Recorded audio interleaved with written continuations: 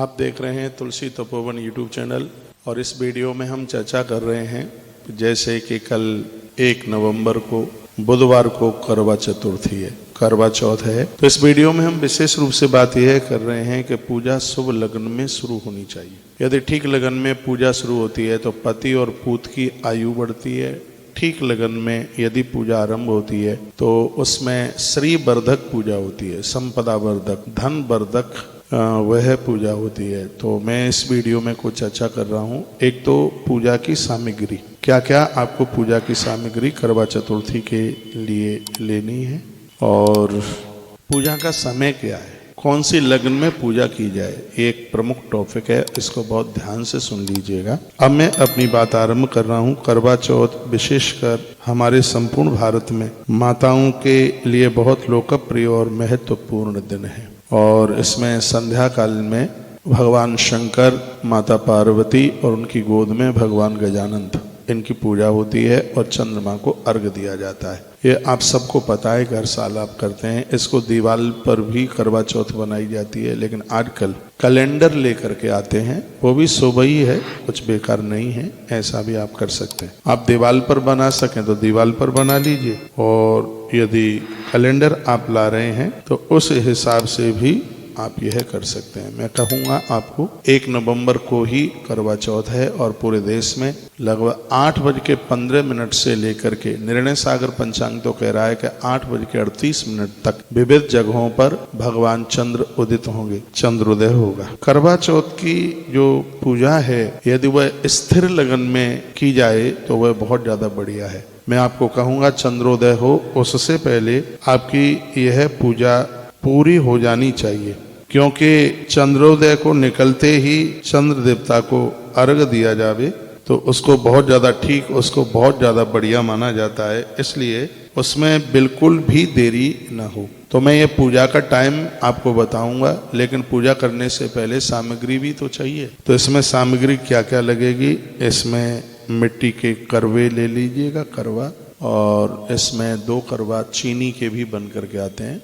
वो भी ले लीजिए। और करवा है वो ढक्कन से ढके हुए होने चाहिए। इसमें विशेष रूप से पान का महत्व है। ना पता हो तो मैं आपको बता दूं कि भगवान गणेश की पूजा के लिए पान बहुत ज्यादा जरूरी होता है। पान के पत्ते पर ही उनको विशेष अर्घ लगता है। इसलिए मेरी बहनें जितनी भी सुन पा रही हैं, पान के पत्ते आप ले लीजिएगा।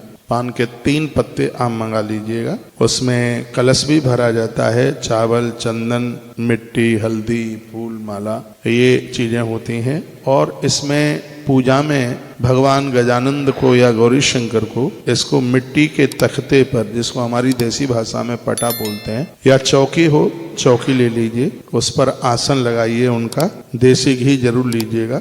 गौ माता का इसमें कच्चा दूध चलता है, जहाँ तक मिल जाए गौ दुग्ध ही मंगाइए और कच्चा दूध ही प्रयोग में लीजिएगा। और पंचामृत की चीजें, दूध, दही है, शहद है, चीनी है, घी है, ये चीजें ले लीजिए। बूरा ले लीजिएगा। मिठाई और कलावा, अरोली, फूल मालाएं ये तो होती ही हैं, लेकिन आज के समय में एक नई फैशन में चलनी भी रखी जाती है, तो आप भी चलनी मंगा लीजिएगा। यह पूजा का एक विशेष रूप से ये सामान है।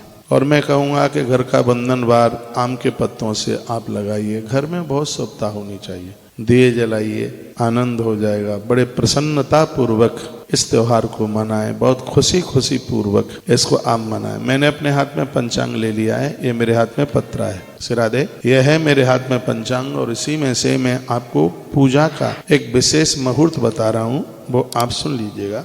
5:05 से लेकर के 6:43 तक इसमें मेष लगन है, तो इसमें आप पूजा मत कीजिएगा, क्योंकि इसमें चंचलता है। और जो स्थिर लगन है उसमें आप पूजा करें।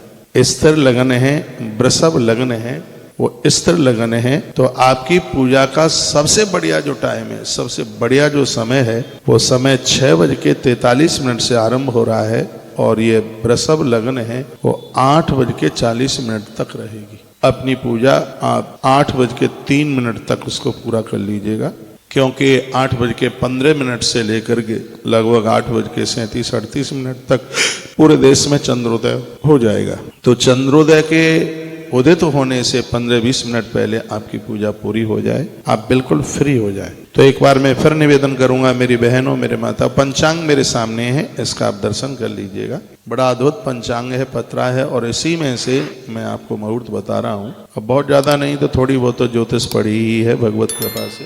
तो करवा चतुर्थी का जो बहुत बढ़िया से बढ़िया मुहूर्त है वो वृषभ लग्न में, वृषभ लग्न स्थिर है जिसमें चंचलता नहीं है। तो ऐसी वृषभ लग्न में 6:43 से ये लग्न आरंभ होती है, शुरू होती है। यानी कहने का मतलब है कि 6:43 से पहले अपनी पूजा आरंभ ना करें। 6:43 के बाद से आप आरंभ कर लीजिए। 7 बजे शुरू कर लो, 7:15 शुरू कर लो। लगभग 1 घंटे की ये पूजा होती है जिसमें कथा वगैरह 1 घंटे में सब हो जाता है। अगली वीडियो कल सुबह 6 बजे यानी 1 नवंबर को सुबह 6 बजे करवा चौथ की व्रत कथा में एक शास्त्रोक्त एक ग्रंथ के माध्यम से इसी तुलसी तपोवन यूट्यूब चैनल पर भेजूंगा, उसको आप जरूर सुन लीजिएगा। और जब आप पूजा कर रहे हो तो अपना मोबाइल चालू करके रख देना, आप अपनी पूजा करते रहिएगा, हम आपको कथा सुनाते रहेंगे। वहीं मोबाइल के भीतर बैठ करके कथा सुनाते रहेंगे और आप सुनते रहिएगा। मुहूर्त एक बार अपने कागज में आप लिख लें। 6:43 से लेकर के 8:40 तक वृषभ लग्न है जो कि अपने आप में स्थिर है। इसका मालिक शुक्र है, ये और सुन लीजिए।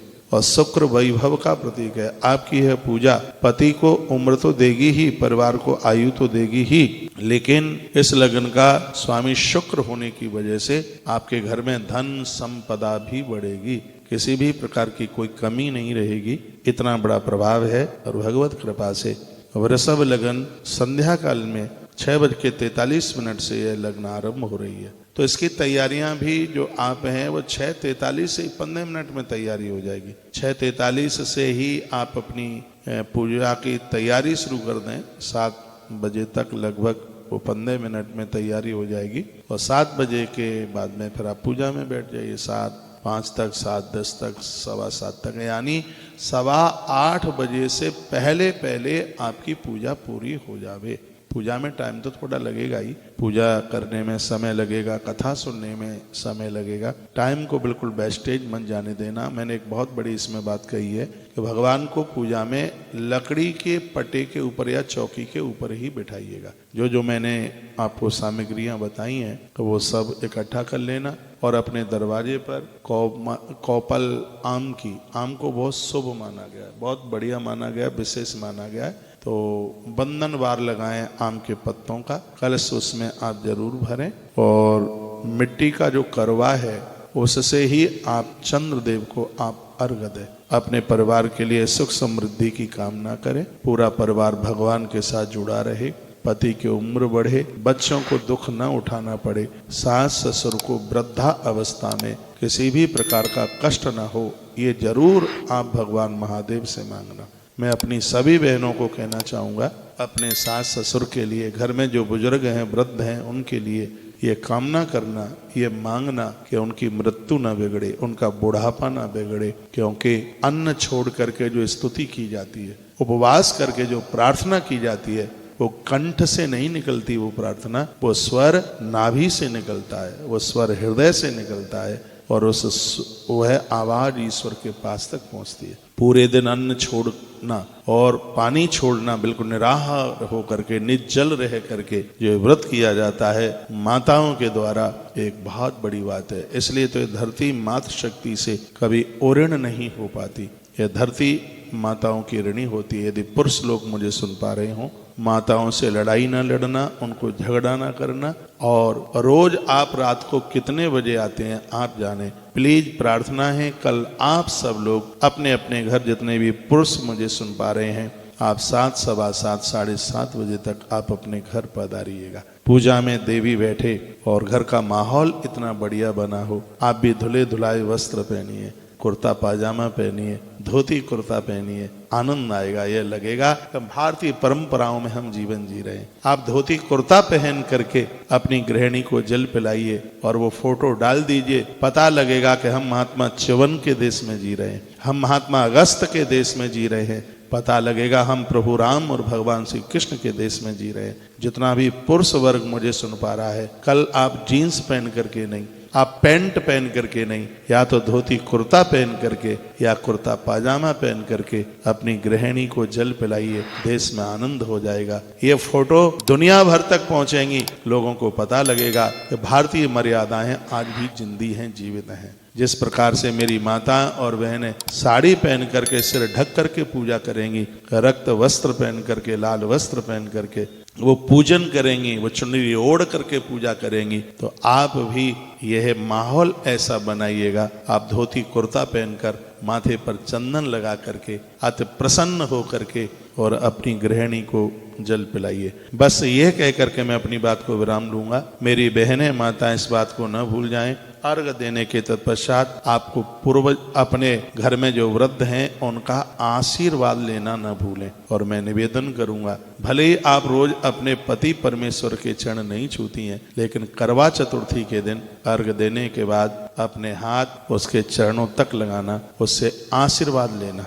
उसका आशीर्वाद है, उसके द्वारा तुम्हें आनंद होगा, तुम फलित होती रहेंगी, तुम फूलित होती रहेंगी, बहुत आनंद होगा। तो कल करवा चतुर्थी के दिन आप आशीर्वाद लेना ना भूलिएगा। एक बार मैं पुरुष वर्ग को याद दिलाऊंगा कि कल आप अपनी गृहिणी के सन्मुख जब उसको जल पिला रहे होंगे तो उस समय अंग्रेज बन करके नहीं, भारतीय ऋषि परंपरा से जुड़ करके, और आप कुर्ता पाजामा और हो जाए तो कुर्ता धोती पहनकर माथे के ऊपर चंदन लगा करके तब ही जल पिलाइएगा। मुझे विश्वास है मेरी यह बात बहुत रूप से मानी जाएगी। बहुत बहुत धन्यवाद है वीडियो पूरा सुनने के लिए। वीडियो को आगे जरूर बढ़ाइए जिससे लोग लाभान्वित हो सके।